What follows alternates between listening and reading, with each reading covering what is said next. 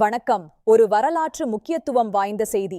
ஈரானின் உச்ச தலைவர் அய்யதுல்லா அலி கமேனி அமெரிக்கா மற்றும் இஸ்ரேலின் கூட்டு வான்வழித் தாக்குதலில் கொல்லப்பட்டதை ஈரான் அதிகாரப்பூர்வமாக அறிவித்துள்ளது. மத்திய கிழக்கின் அரசியலையே தலைகீழாக மாற்றப்போகும் இந்த செய்தியின் முழுமையான தொகுப்பை இப்போது பார்க்கலாம். பிப்ரவரி 28, 2026 அன்றிரவு ஆபரேஷன் எபிக் ஃபியூரி என்ற பெயரில் இந்த தாக்குதல் திட்டமிடப்பட்டது. அமெரிக்காவின் F-35 போர் விமானங்களும் இஸ்ரேலிய ஏவுகணைகளும் ஈரானின் மிக முக்கியமான இராணுவ நிலைகளை தாக்கின. ஈரான் தனது தலைவரின் மறைவை உறுதிப்படுத்துவதற்கு சில மணி நேரங்களுக்கு முன்பே அமெரிக்க அதிபர் டொனால்ட் ட்ரம்ப் இதனை உலகிற்கு அறிவித்தார். கமேனி இறந்துவிட்டார், இது உலகிற்கே ஒரு நல்ல நாள் என்று அவர் பதிவிட்டார். டெஹ்ரான் மட்டுமல்லாமல் இஸ்பஹான் மற்றும் கோம் ஆகிய நகரங்களில் உள்ள ரகசிய ஏவுகணை மையங்கள் மற்றும் கமேனியின் அலுவலகம் அமைந்துள்ள இடங்கள் குறிவைத்து தாக்கப்பட்டன. இந்த தாக்குதலின் முக்கிய நோக்கம் ஈரானின் விமான பாதுகாப்பு அமைப்புகளை செயலிழக்கச் செய்வதும் அந்நாட்டின் இராணுவத் தலைமையை முற்றிலுமாக அகற்றுவதும் ஆகும். 86 வயதான அயதுல்லா அலி கமேனி கடந்த 36 ஆண்டுகளாக ஈரானின் உச்ச தலைவராக இருந்து வந்தார். 1979 அயதுல்லா கொமேனிக்கு பிறகு பதவியேற்ற அவர் ஈரானின் மிக நீண்ட காலத் தலைவராக திகழ்ந்தார். ஈரான் அரசாங்கம் தற்போது நாடு முழுவதும் 40 நாட்கள் துக்க காலத்தை அறிவித்துள்ளது. அரசு தொலைக்காட்சி மற்றும் வானொலி நிலையங்களில் கமேனிக்கு அஞ்சலி செலுத்தும் நிகழ்ச்சிகள் ஒளிபரப்பப்படுகின்றன.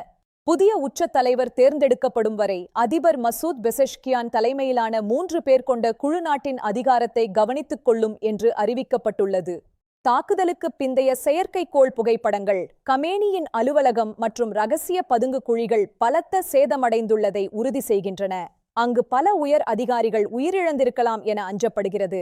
இந்த தாக்குதலுக்கு பதிலடியாக ஈரானின் புரட்சிகர பாதுகாப்பு படை கத்தார் மற்றும் ஐக்கிய அரபு அமீரகத்தில் உள்ள அமெரிக்க தளங்கள் மீது ஏவுகணை தாக்குதல்களை தொடங்கியுள்ளது. துபாய் மற்றும் தோஹாவில் பலத்த வெடிச்சத்தங்கள் கேட்டதாக தகவல்கள் தெரிவிக்கின்றன. மக்கள் பாதுகாப்பான இடங்களுக்கு செல்ல அறிவுறுத்தப்பட்டுள்ளனர். இது பெரும் பதற்றத்தை ஏற்படுத்தியுள்ளது.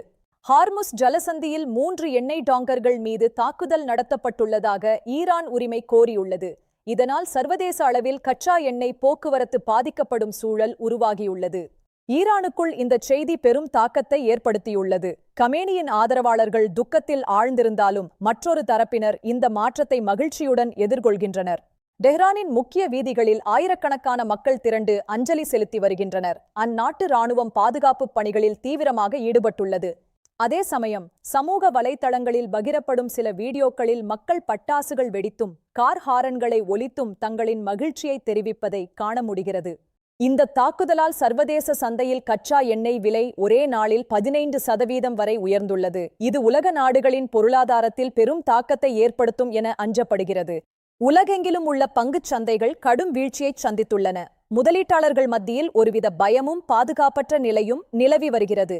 ஐநா பாதுகாப்பு கவுன்சில் இந்த விவகாரம் குறித்து ஆலோசிக்க அவசர கூட்டத்தை கூட்டியுள்ளது. அமைதியை நிலைநாட்ட உலகத் தலைவர்கள் அனைவரும் வலியுறுத்தி வருகின்றனர்.